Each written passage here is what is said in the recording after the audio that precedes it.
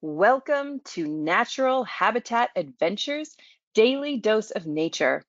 I'm your host, Sunny Vanderstar.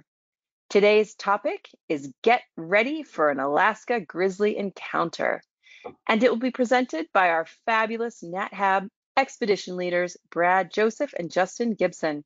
Guys, thank you so much for being here today. This is a particular soft spot for me. This is my all-time favorite NatHab trip that I've ever gone on, and I cannot wait to go back to Katmai with you guys for the next hour. So let's go ahead and dive in. Hey, thank you. That's a wonderful introduction. I have to agree with you. We have some amazing trips in our catalog, but I probably Brad feels the same. This is the best one. There's no other trip in the world that gets you this close to such an amazing animal. Maybe gorillas in this one. Those are the two I would say that you have this type of experience safely. I'm very excited to join Brad. We're longtime friends and sort of have had the same parallel career for a good 20 years now. We started at a lodge on the coast more than 20 years ago, I guess. Brad started a little before me, and he kind of taught me everything. But I'm very proud to be his friend for this long and to have learned as much as I have from him. Well, thanks, Justin. I definitely agree, but I've learned just as much from you. We've just supported each other and went along the way. And yeah, this Katmai Coast bears are both, I'm very sure of what both enabled us to begin our career as naturalist guides. And it was the success of it and just the feeling. And yeah, it's just very, very, I guess as a guide, very addictive.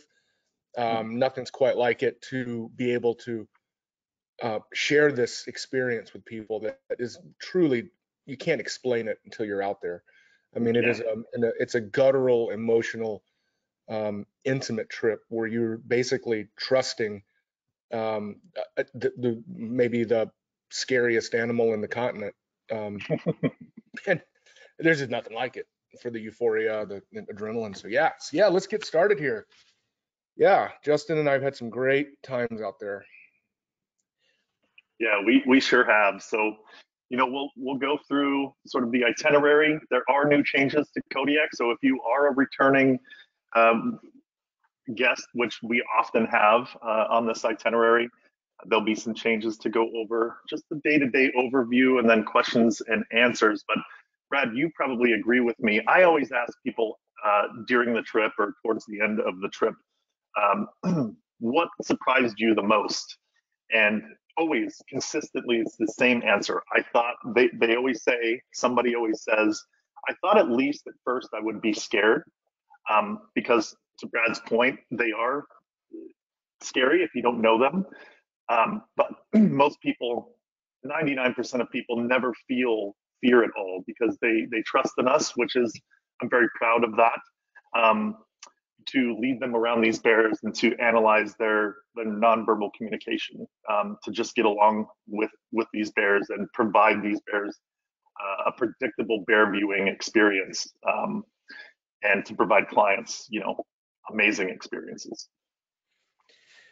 Yeah, I agree. And there's a reason why this trip blows every other trip in the NatHab catalog out of the water in the exponential for repeat clients, because they just want to come back at a different time of year and see the bears doing something different, or they just cannot get enough of it. I mean, there's some people that have been on this trip, I don't know, 10, 12 times, Absolutely. Which is unheard of. Yeah. All right. Let's get into it. So this is where we're going to start. If you can maybe see my little mouse, if I can find it.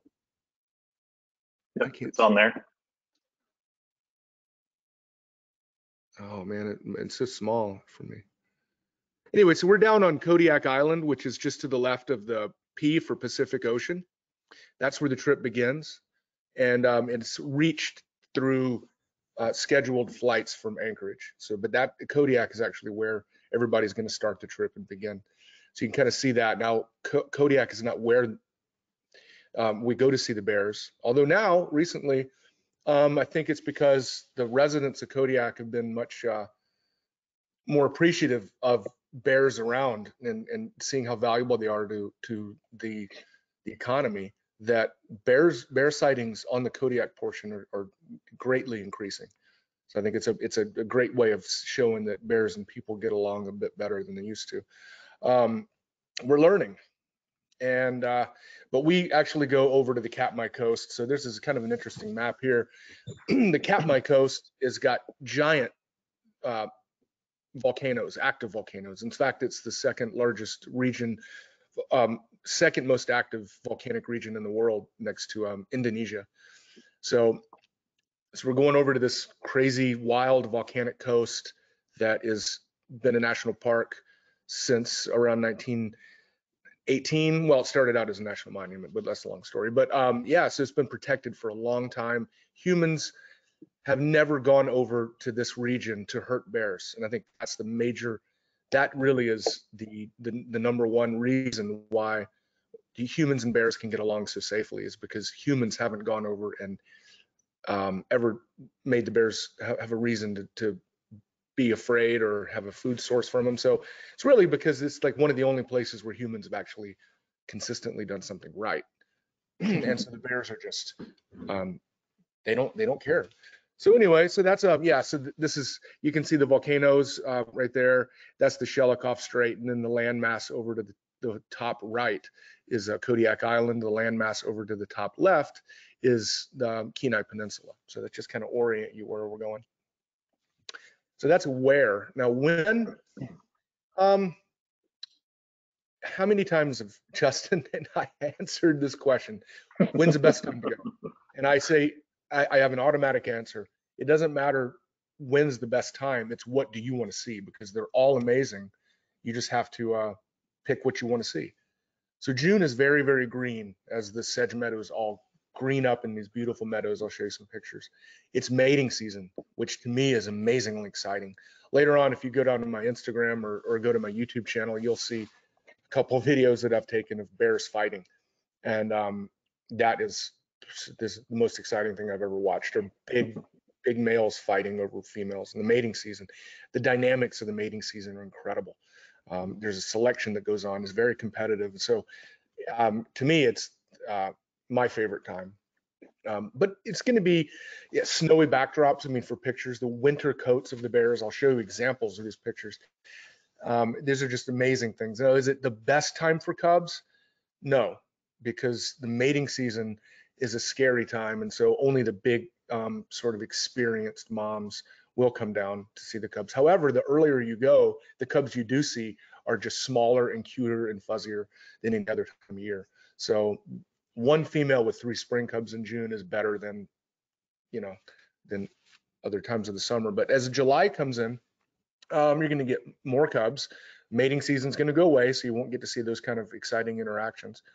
It's a very kind of mellow month where the moms and cubs are out just hanging out, and there's not any mating season. There's no to cause stress. There's also no fish yet generally, so they don't have that sort of focus. So now it's going to be a lot of time for bears playing and sparring and hanging out, and really some of the best images for sure that I've ever taken have been moms and cubs in July. Flowers start to come out. Now, if you're a photographer, oh my gosh, a bear and these beautiful wildflowers is, you just cannot even describe it. And then different flower species will begin as the summer keeps going.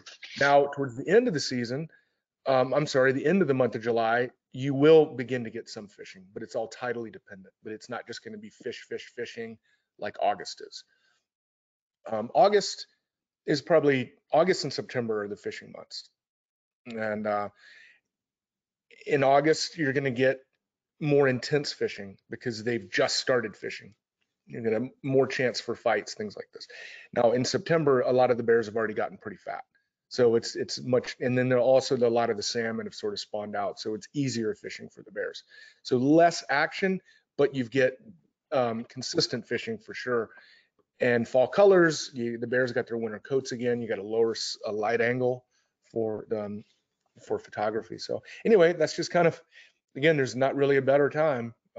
It's just that's why so many people come back over and over and over. Yeah, Okay. it's, we have answered that so many times, Brad. Brad and I both guide multiple other itineraries for NatHab, and everyone is always interested in learning more about this trip if they haven't been. And pretty much at least once a trip, we talk through when is the best time. That's always the question, and it's very hard to answer because there's no answer that would accurately describe it. Mm-mm. No. Yeah, well said. So this is the itinerary in a nutshell. It starts on Kodiak, which is traditionally sort of the first capital of Alaska, the Russian capital. It's also known for those big giant Kodiak bears. And to Brad's point, they have certainly changed conservation efforts lately. They're really hard to find, these Kodiak bears, though, because they are trophy hunted. And so we don't spend a lot of time looking for bears on Kodiak, even though there certainly are bears. So we spend a lot of time on Kodiak looking at other things, which we'll get into shortly. So the trip starts and ends in Kodiak, and then you fly over in a float plane to the Katmai coast and stay on our famous Ursus boat, which we'll get into shortly here too, and then back to Kodiak. So that first day is all about just flying into Kodiak.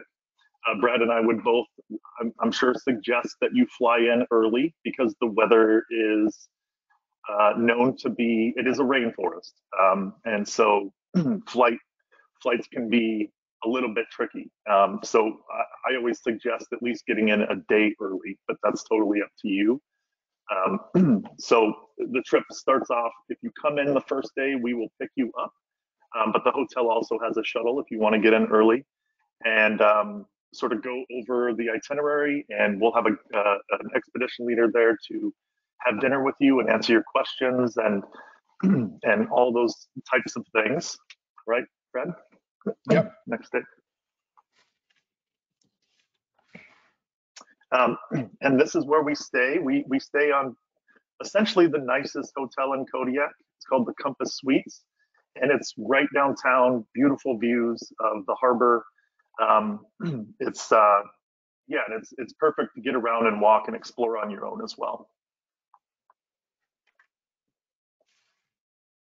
Day two is all about a couple things: exploring Kodiak proper, and maybe getting into a state park and getting to see some rainforest. But the main highlight, I would say, is going on an exclusive wildlife cruise to look for things like humpback whales and puffins and so on and so forth. So that is the Kodiak main day, the big day. And again, you're seeing things like two different types of puffins, Pacific puffins. Lots, if you're a birder or like to photograph these cute animals, it's hard to get a better opportunity. Everybody loves puffins. Everyone likes puffins, yeah. And of course, a big highlight, while it's not a guarantee, often we see humpback whales, Pacific humpback whales, and sometimes orcas as well. So that's always a big highlight for people. Yeah, even finbacks. I mean, the fin whales. I mean, and so recently, the last year or two, it's been some of the amazing whale watching, absolutely mind-blowing, incredible. Even for like NatHab standards that do whale trips other places, it's been really good. Yeah. Now, while Kodiak is a bit rough around the edges and it may not be as charming as, say, Homer or other towns in Alaska, I like the exciting element to Kodiak because it's off the road system. So it really is the real Alaska. So it's an interesting experience. It's not the prettiest community in a lot of ways. The scenic wise, it's gorgeous, but it's rough around the edges, but in a frontier way, which I think is really cool. But the whale watching is far exceeds say the home or other gateway communities. So it's definitely worth it. And just beautiful sort of mossy kind of rainforest, coniferous rainforest stuff. So definitely a very, very different ecosystem than Katmai. Yeah, the temperate rainforest is unbelievable, and in a lot of places it's untouched. If you look at the Northwest temperate rainforest, the majority, I would say 90% of it or more, has been clear cut at one point or another. So you don't get a lot of the big trees, but on Kodiak you will. You'll still see a lot of that moss-covered giant trees. And to Brad's point, very different from Katmai. You know, the Katmai coast doesn't really allow for that because of the volcanic activity and so on and so forth. So this is a big opportunity to get out and explore this rainforest. Really amazing World War II history in Kodiak also. Absolutely. Yeah, some old bunkers and old stations, great museums, the Lutic Museum, and so yeah, I think it's a fantastic community. Yeah, as I mentioned, this is the first capital of Alaska, Western capital. So the Russians made this the capital, and so there's a lot of Russian history, and of course we'll explore the history before Russians got there as well. That's very, very important, obviously. So we'll get to explore the sort of the prehistory or pre-Russians, the Russian history, the fishing industry history, so on and so forth. It's pretty cool to be able to get out and explore it with, you know, an expedition leader that knows what they're talking about and can answer these questions. It's a pretty cool, rare, unique opportunity. Absolutely. So day 3 is the day that you'll get in these float planes. You know, you'll have your bags weighed and so on and so forth. Get in these float planes and fly across the Shelikof Strait and land right by the boat, which I think we have a video of coming up here shortly. And yeah, great, go ahead, Brad. scenic flight. It's just about 45 minutes. But if you've ever flown in a float plane before, I mean, it is a very awesome experience. And I know Alaska's got a bad reputation for, you know, aircraft problems and things like that. You know, but the service that we use is fantastic and has an incredible track record. In my opinion, they really are the best bush pilots in Alaska that you'll fly with, and they all been doing it for a long, long time. So yeah, just fly in and go to wherever the boat is located, and we move up and down the coast based on the weather and where the best bears are, and we try to hit maybe 2 or 3 different bays per trip, so it gives you some variety. But yeah, so we'll just fly out to wherever we are, and from there, this is kind of like the float plane is sitting there with the passengers in it, and then we do a switch up and load our new folks into this landing craft, which is a great boat. It's awesome. So yeah, and I'll show you a couple more things on that. Yeah, is that video showing for you guys? It's kind of skippy, but yeah, it's so unique, right? You go from the land of Kodiak to a float plane, these amazing mountain, you know, the Aleutian Range with all the glaciers and the active volcanoes, to get into a skiff that'll take you to our Ursus, which is in the background of Brad's great picture. It's a pretty unique experience, and it's done so well that, you know, it's even that is a highlight in a strange way. And the Ursus, this is something people find interesting. What kind of boat is it? Does it look as pretty as one of the NatHab's fantastic luxury yachts in the Galapagos? No, but this is the most functional boat because it was custom built Alaskan a Bering Sea crab boat built to do crab fishing in the winter, which is among the most treacherous types of marine anything in the world. Yeah. So it's a boat built for function. And in fact, it's the original Time Bandit. So that was a boat that was made famous, very famous off a series, many seasons of series called Deadliest Catch. Well, this is the original Time Bandit. Now there's a new Time Bandit that they use now, but so this boat is basically dedicated as an expedition ship, and for a lot of great reasons, it is the best. Number one is if let's just say there's people out there that they get on the internet. I mean, there's other companies now that are trying to do this, but we were the first. We were the very, very first ones. The history behind this operation started in 1989 when the oil spill cleanup crew happened, and the oil spill cleanup guys realized that these bears actually are pretty easy to get along with. It's the most scenic place that they've ever seen, and there's so many bears and there's no people. It's all wilderness. But anyway, so yeah, we've perfected it. But this is one, if anybody says, well, I was going to go with this other boat, I'll say, ask the captain this. Can you load your skiffs? We have cranes that used to be for the crabber. And if the weather's bad and we got to travel, we load our skiffs and strap them down. The other boats don't have that. And so therefore, they're much more limited in their mobility. Also, we can travel or sit somewhere in a bad sea that the boat doesn't even move because it's so stable. And then you might look at a picture of one of the other yachts and say, oh, that looks like a prettier yacht with a fancier bathroom. But when you're sitting in a bay and you're rocking back and forth all day and all night long, you're going to wish you were on the Ursus. Yeah, Brad, I actually get seasick easily, and that's my favorite part about this boat, and why I will always be an advocate for keeping this boat versus a different one, is because I do get seasick easy, and when we travel, the seas might look rough, but you don't feel it. You just don't feel it. This thing is a tank. It is very, very heavy, and you just don't feel it at all. It's remarkable.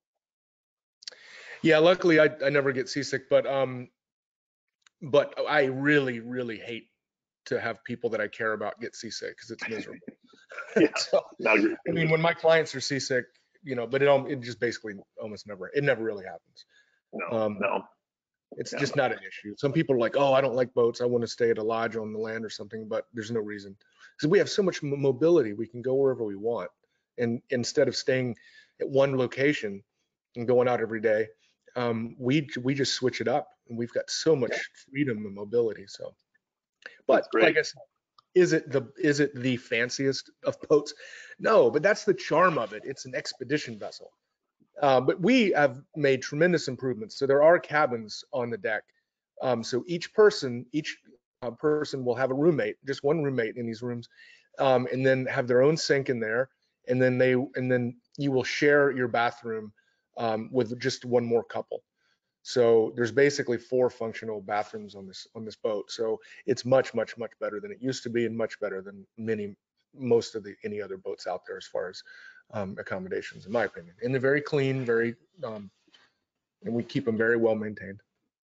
Yeah, absolutely. Brad, would you go back a slide just real quick? Oh yeah. Yeah, no worries. What's also very beneficial is we have an amazing crew. So when you first show up to the boat, you'll sit around this table in the galley and go over an orientation with the captain and the deckhand, and get to meet your gourmet chef and whoever else happens to be working on the boat at that time. Have an incredible lunch, get to go over an orientation, and then a little bit about bear safety. And essentially what that means is just listen to your guide, and everything will be just fine. Yeah, pretty much. Yeah, and the crew is one of the best parts about the whole operation, and it's because our crew comes back year after year after year after year. And so we're so good at it. We love it so much. A lot of it has to do with the fact that our trips are amazing. Also, we've got to give a shout out to the guy that started this whole program in '89, John Rogers. We all look at him like a father. He's a fantastic boss, and he owns the boat and runs and it just, yeah, I mean, so you have a happy, very experienced crew, and I cannot say the same thing about other operations. Anyway. Yeah, he's great. Yeah. All right, let's talk about bears. Let's do it. Go ahead, Brad. Yeah, so what we do is you guys live on the boat, basically spend the night on the boat and everything like that. But every day we go ashore, and like other cruises, they might do a lot of their viewing from the boat, but we always go ashore and spend 6 to 10 hours, depending on the weather, usually in two separate excursions. But how we get there is we use this landing craft. So that the top folds down, so you can just step off, so you don't have to be pumping it over the rail or anything like that. So yeah, and this is a major upgrade. We we haven't always had this boat. I guess this boat, correct me if I'm wrong, probably 7 years now or something like that, Brad. But before, yeah, you used to have to sort of climb over the side and get out. Of course, you're in these waders. I know that there'll be a lot of questions about that. So after lunch, you'll get into these waders, which make you bulletproof as far as you can traipse through, saltwater, freshwater, swamps, in and out of mud. It doesn't really matter. You're going to be nice and dry and comfortable and warm. And getting on and off the boat is now very, very easy. We just put the top down, and you just walk right off that ramp. That is basically, you just can't even slip off of it because we built in those sort of ladder type grips. Yeah. But yeah, so it's not going to be, you don't have to be a Navy SEAL to do this trip, but it is definitely a different level of activity. As say like a trip to Churchill where you're riding around in a vehicle, or Africa. I mean, you do have to be able to walk in water.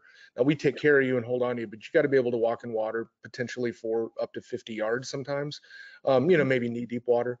But just so you know, like it is definitely, there's no boardwalks. It's not Brooks Camp. There's no vehicles. We're basically walking around, which makes it great. So yeah, just a couple. Perfect.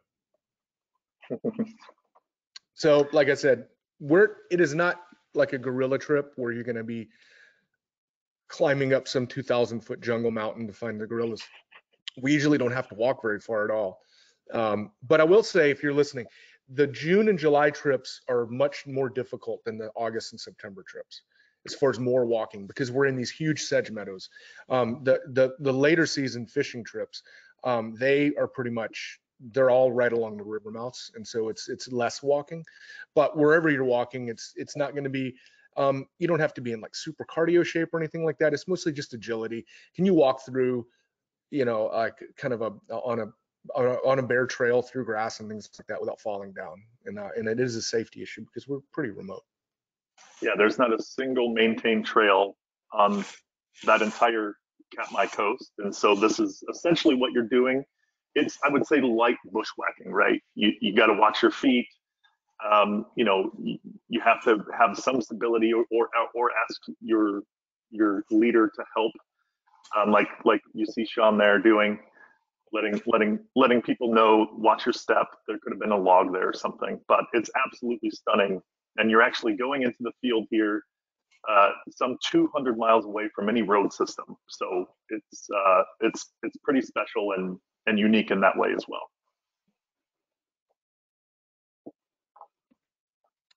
So we go see bears, and we do it like you can't really do anywhere else. Because like I was mentioning before, the bears trust people. They're not scared of us. And that's really what makes a bear dangerous, is if they're afraid of you. So they know we're not a threat. So basically we walk along all together in a group, a single file line. There's not going to be the option for people to kind of wander off by themselves. You're going to have to be within arm's reach of the rest of the group. So we just kind of walk out slowly, carefully, and then we go sit down. Now, this is something that I invented years ago.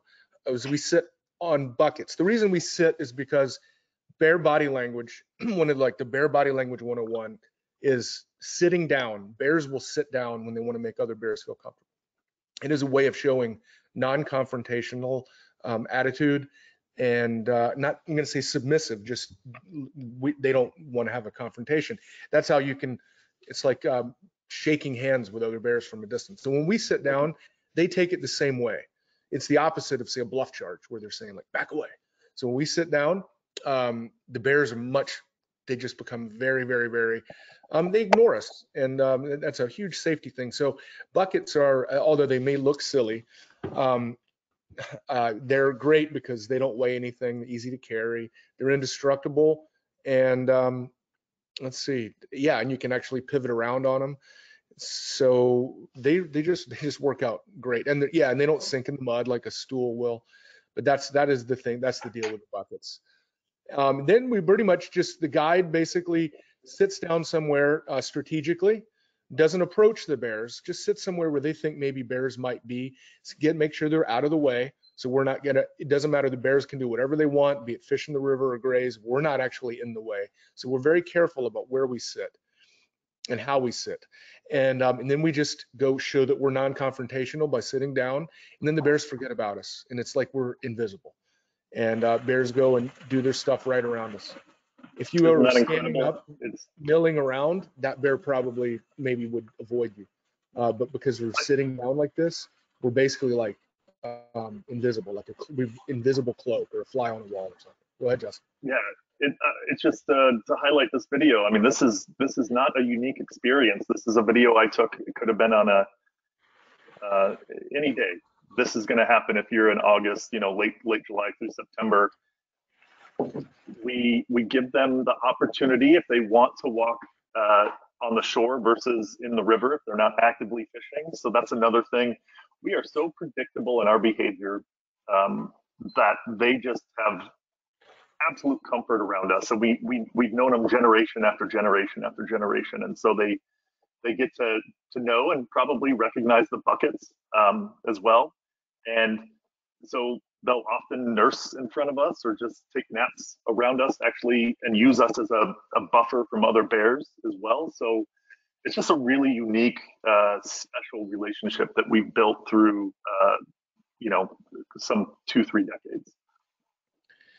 Yeah, yeah. When we basically use what I call like the golden rules of bear safety is knowledge. We understand the bears. We know what they want, what they do. We are respectful to them, and we're very predictable. So if you act that way all the time, and you have very other few people that come out there and sort of spoil those, you get what's incredible, like best wildlife experience on earth is sit there. Even with mothers and cubs, people say, I mean, if you go to my Instagram, I've got videos, and I mean, yeah, I mean, people see them and they don't understand. Oh, that guy's crazy. What is he?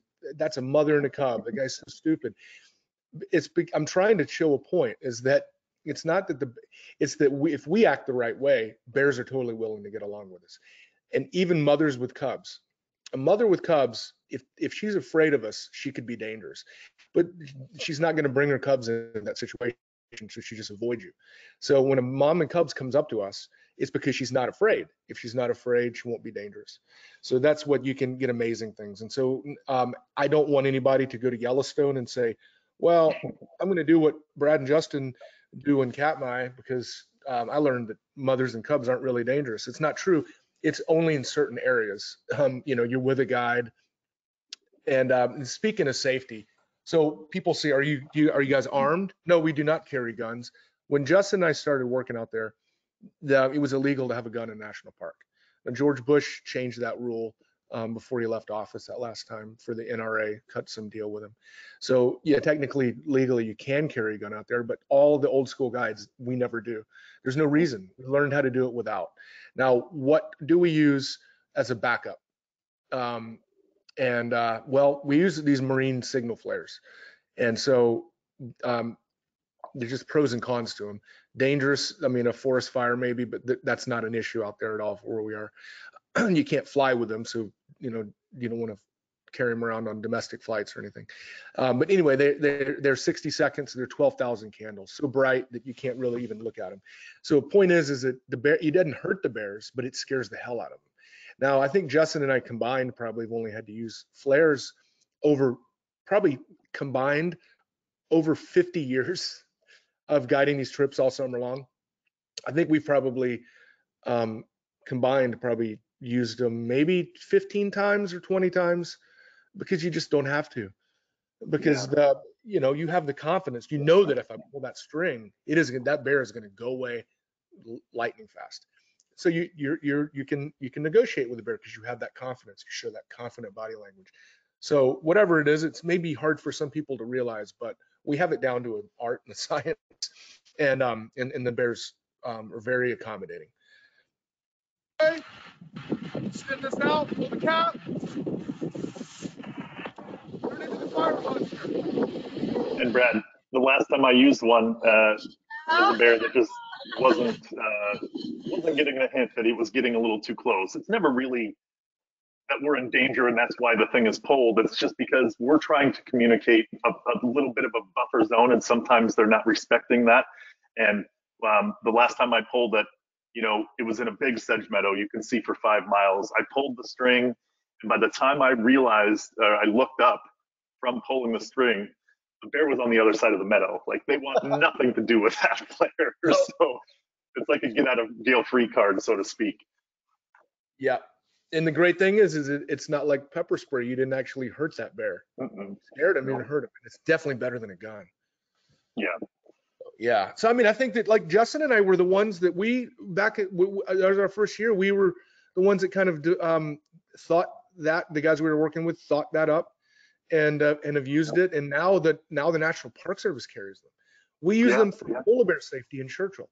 So all those times where somebody may have had a problem and had a shotgun, no bears have ever been hurt or killed by these things. And so I think it's a great thing that's done for bear conservation, is learning how to do what, as long as it's not a high fire area, the most effective, safe way of bear deterrence.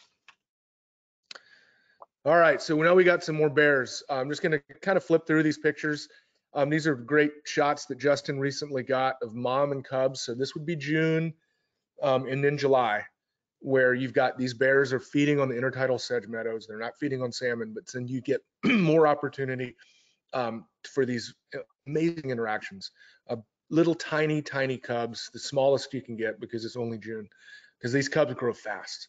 But playing in a meadow with flowers very close. And so it's these intimate mother and cub experiences that really are very, very unique and special for coming in June. Many times people say, well, why would I want to go see the bears if they're not fishing for salmon?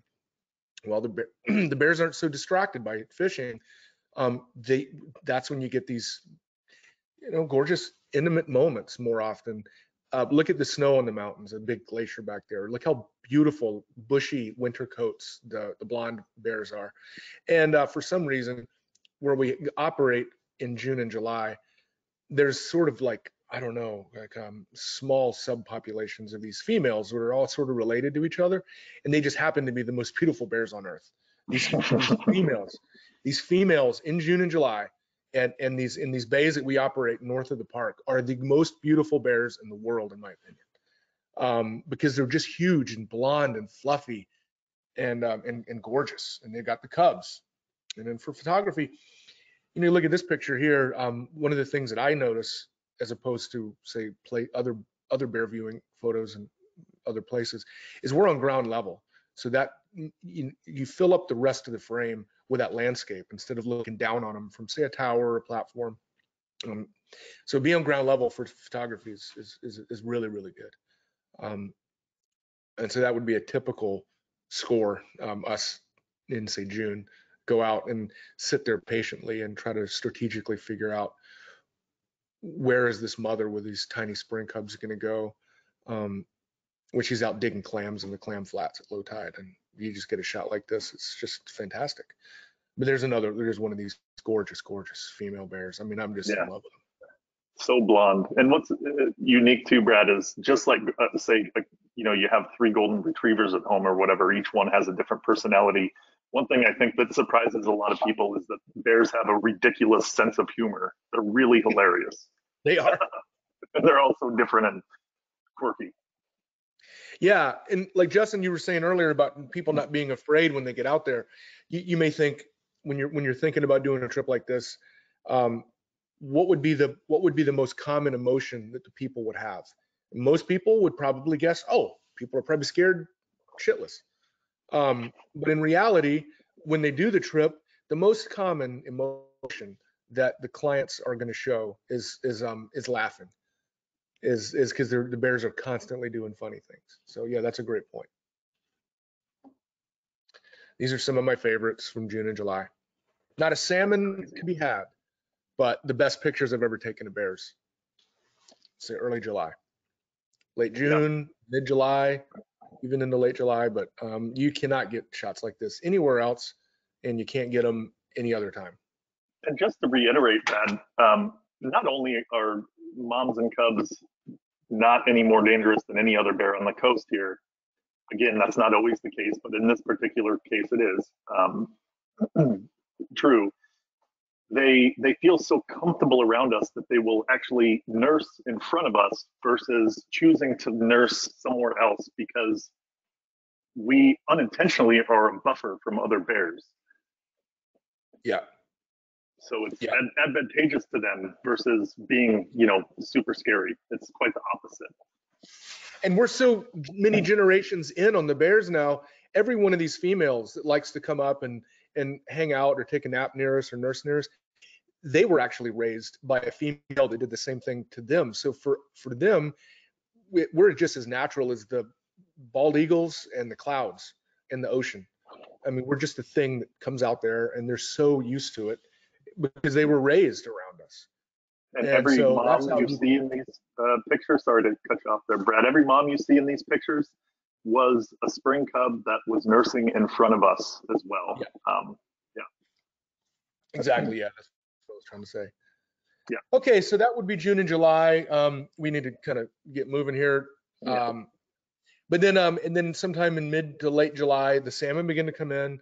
So the bears begin focusing their stuff on salmon fishing, which is where they're going to gain the majority of their weight for hibernation.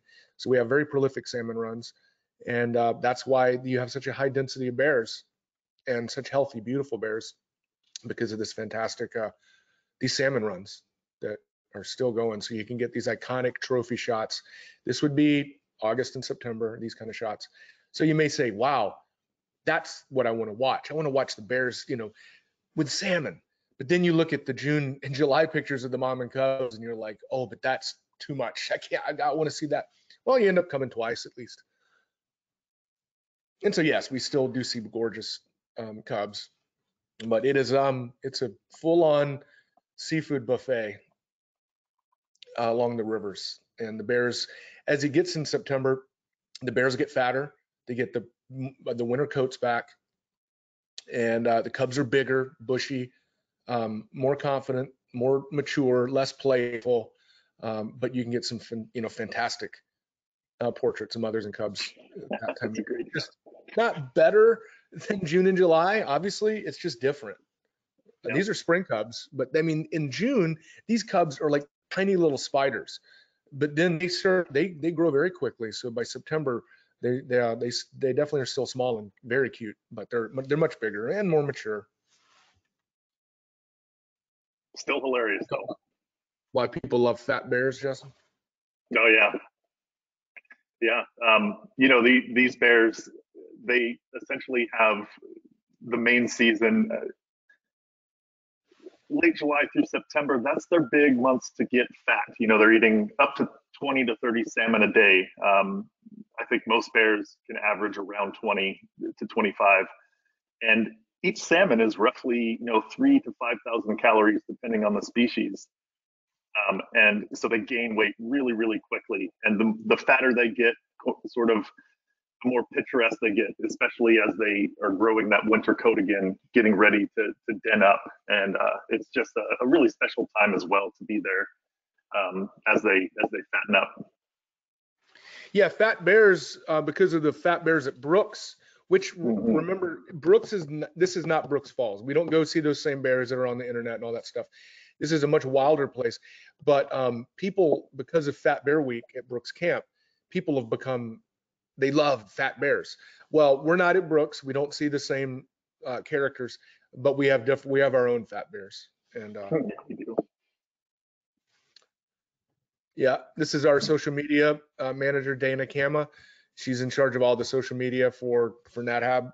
So her first NatHab trip, I got to meet her when she was first hired and got to go out and show her bears in September. And you can see a little bit of fall color, just pretty mellow, fat, full, healthy bears eating the last bit of salmon before the season. Yeah, just nonchalantly bears, just doing their thing. It's just it's a really special place and special time. It can be a little chilly, obviously, in September, but it's worth it. And these next two guys, they come on trips every year. Third is a retired naval captain, and Ron Brown. I think they'll show him again. But anyway, Yeah, Well, not just bears. Believe it or not, some of the best wolf watching in the world is, it can be. It's not every trip. It's not a guarantee. But when you see wolves, again, to Brad's point, this coast they've never had a fear of people. It's like the Galapagos in that way. And so wolves don't run from us. They don't try to keep their distance. They'll come right up to you, and just out of curiosity. And so you get these really cool shots like Brad has of wolves staring down your camera. In a curiosity way. It's a safety thing. It's totally comfortable. Everything is the same that we've been talking about with bears. But there's a chance also to see other species, not just bears. Certainly, moose are a possibility. It's actually much rarer to see moose than it is wolves, believe it or not, on these trips. But when you do, you get some pretty cool shots. These are the biggest deer. This is the biggest deer species in the world, and the biggest subspecies of the biggest deer species. So this is the Yukon Alaska moose, and they're just gigantic. Yeah. Low density of moose, but the ones that are there are generally giant.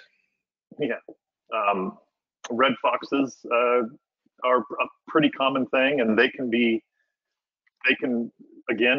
even a nuisance. They'll come up and try to bite your boot from time to time. They're super adorable. And we also have a pretty nice, healthy population of porcupines as well.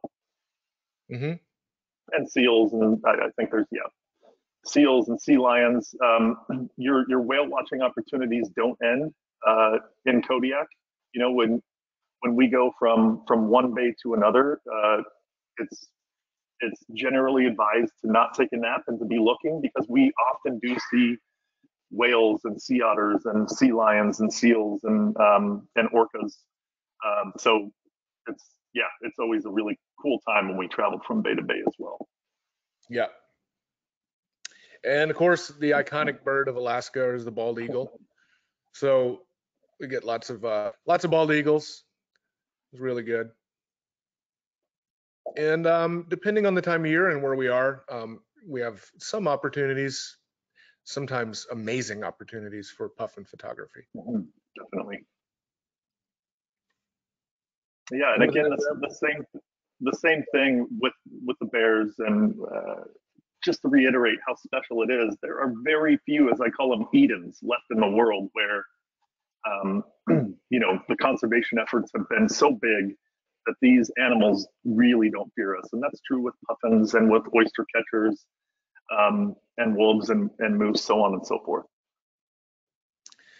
Like you said, Justin, very Galapagos-like. Yep, very, very Galapagos-like. I'll just run through this really quickly. Your last day, depending on the time of the flight, and that is really dependent on the weather, you might have a morning air viewing session, or it could just be a really good opportunity to take a skiff ride and sort of look for other animals, the oyster catchers and the wolves that are grazing the coastline, so on and so forth, before you fly back to Kodiak for your farewell dinner. And I want to sort of quickly wrap this up with that next day, of course, is we get you to the airport, say your goodbyes, we get you to the airport, and then you have 10,000 pictures to edit because it was such an amazing trip. Always is. Always is. Okay, I think, look at all these happy folks. So if you want to see more bear pictures, we only showed some. You can go to Justin or mine Instagram. I've got all kinds of stuff. We've both got polar bears. We both work in China, and I do Borneo. So that's probably where I put my best stuff out there, is on Instagram. So it's just Brad Joseph's photos, and then culture and wildlife for Justin. And check us out there. And I think now probably ready for questions. We got some questions for you. Sure we do. Thank you so much. That was so fun to relive some of those highlights. And I just want to add, the reason I loved it for all the reasons you mentioned, but one of the added things that I didn't anticipate was how meditative it was. to sit out there. Everyone just sort of drops into this zone and is so alert and aware, and at the same time so calm and quiet in the midst of these bears. And it was just a wonderful opportunity to just be still and take in all the different beauty, you know, that was we were surrounded by. So I really didn't anticipate that. I thought I'd be scared, and I was not. I was just absolutely in the moment, in the Yeah, it's most. like going back in time, right? Yeah, I mean, well, I don't even know. It was like going to a different universe for me. I really was just in such a peaceful and, you know, endless moments of awe. It was so cool. And then I just want to also reiterate the food. The food was so good. And again, I was not expecting that being out in the middle of nowhere, but the food was awesome, and the intimacy of the group size and setting was so cool. So yeah, still my favorite trip. I want to go back in the earlier summer. I was there during the fishing season. Um, but yes, there are lots of questions. There are several that circulate around trekking poles. Can you speak to, do we provide them? Are they useful? Should people bring them? I'll let Brad answer this. Yeah, I think they are useful, and a lot of people bring their own, the little telescopic ones that they have. But we do have extra pairs, and we can provide them.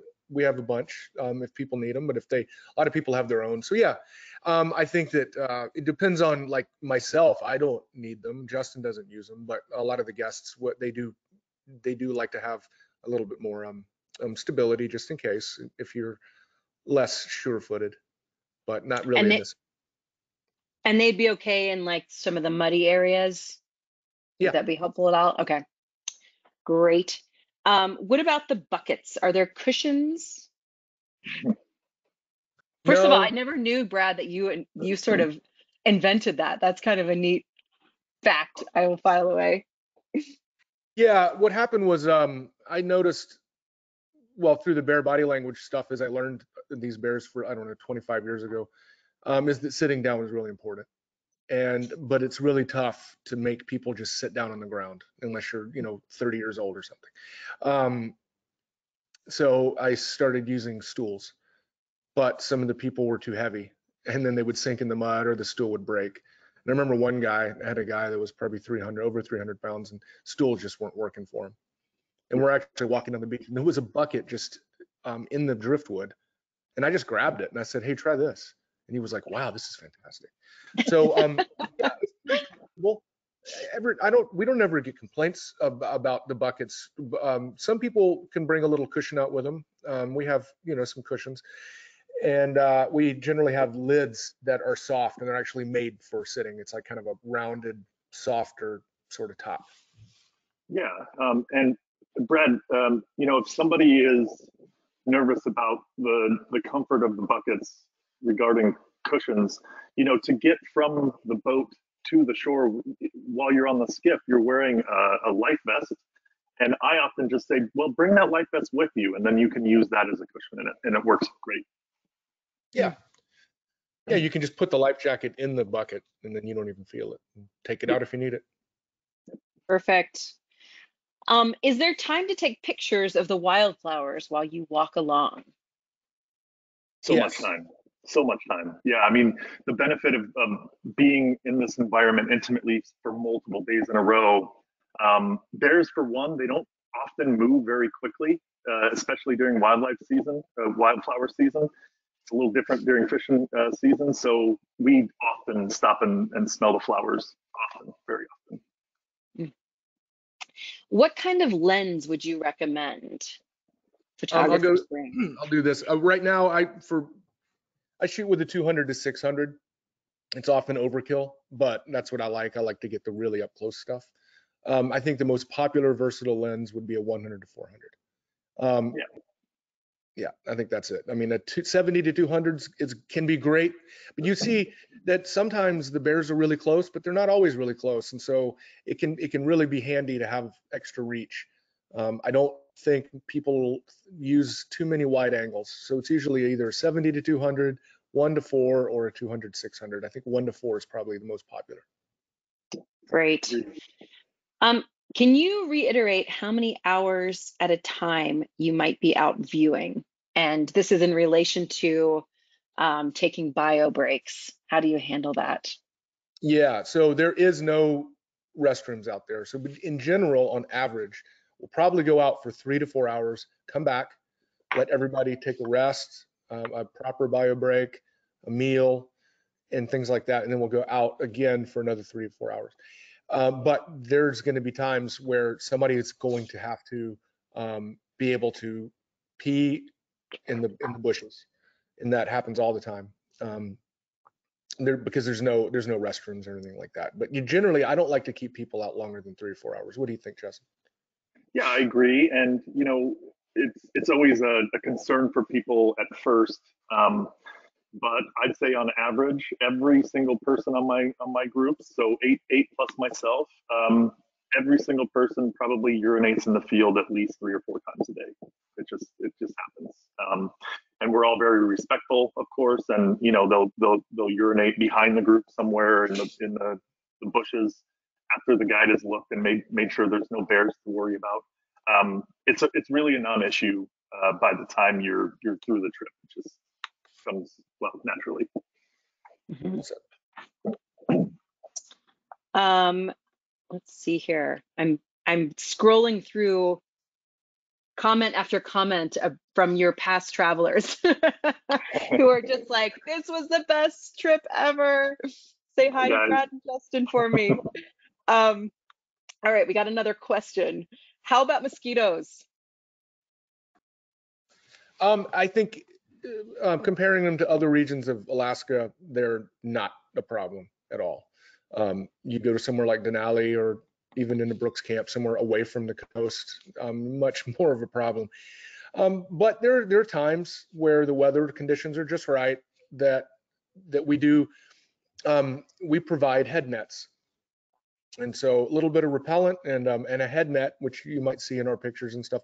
They actually are really easy, and we provide them just in case, just to make sure. So bugs really are not an issue as long as we have the head nets, and we provide those.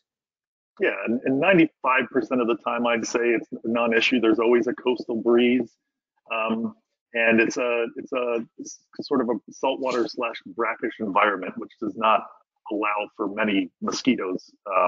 So it's really a non-issue. There are a couple of places where we go that it's worth it because the bear activity is so great and different. That is maybe a little more protected from the wind, so it can be an issue, but it's never that terrible.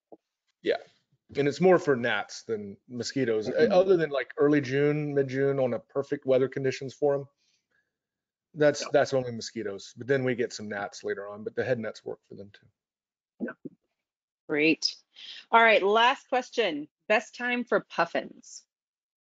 June. I'm sorry, July. Yeah. Yeah.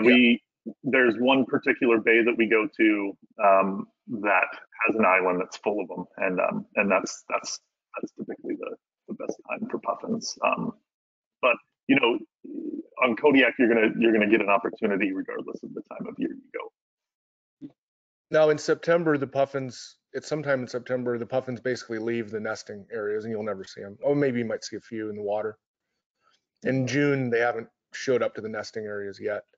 But by the end of June and then into July for those pictures that I was showing you, yeah, that's probably. Yeah. Okay. Well, thank you again for presenting. That was fabulous. I will now hand it back to you if you have some closing comments. Yeah, just thank you for attending, and it's always it's nice to hear that we have some of our past clients. So hi to them. Brad, it's always a pleasure to get to hang out. I mean, I think that anyone will agree. All these past clients can tell you this is the best trip in the world for wildlife. Period. And I say that with, I would say more than confidence. I'd say that with cockiness. I mean, there's just nothing like it, and it's so special. I agree. I just, oh, those bears are just, they're just so, yeah, you just almost tear up thinking about how fantastic they are, of how many years and it's a safety record and how many hearts they've touched. You know, bears, we were talking about, Sonny, you were talking about the feeling of sort of getting grounded. You know, when I say is like, why are bears so great? And one of the main reasons that I like it, well, first, they're funny, they're beautiful, but really they're like, what is wilderness? Like what's good about wilderness? Wilderness has a way of grounding you, humbling you, inspiring awe. And so really I think the bear is the brown bear is the ultimate symbol of wilderness, because they do all those things. And to be able to be at peace with something that really creates that wild place and be surrounded and immersed by so many of them, there's just not anything like it. So that's it. Thanks, guys, everybody. And thanks, Justin. Yeah, that was great. This was a good one. Thank you, Sonny. Absolutely. I want to thank everybody who tuned in and who submitted such thoughtful and thought-provoking questions. Please join us again tomorrow for our next Daily Dose of Nature. You can check out this week's lineup, including registration links, on our website at nathab.com/webinars. We did record today's presentation, and we will have the replay available on our website soon. With that, I'll conclude the webinar. Have a wonderful day, everyone. Bye, guys. Thanks, everybody.